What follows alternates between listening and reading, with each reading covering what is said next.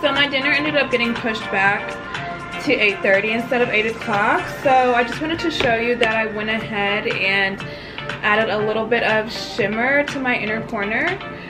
And yeah, we just love a good shimmery moment. I've always loved to add a little shine to the inner corner of my eyes. I think it just looks really sexy and still really dainty and girly at the same time.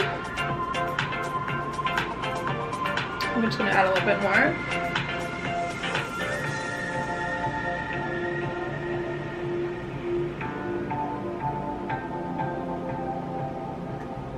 And there we go. So I am ready to get dressed and go eat. I'm just so hungry. I feel like I eat so much food, guys. It's really insane.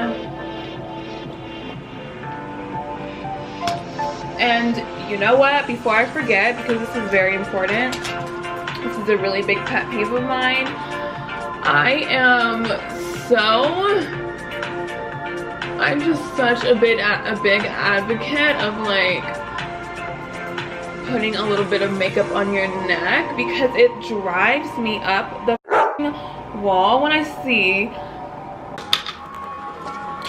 people out here with a face that's like a different color than their neck, honey. Like, you look crazy, girl.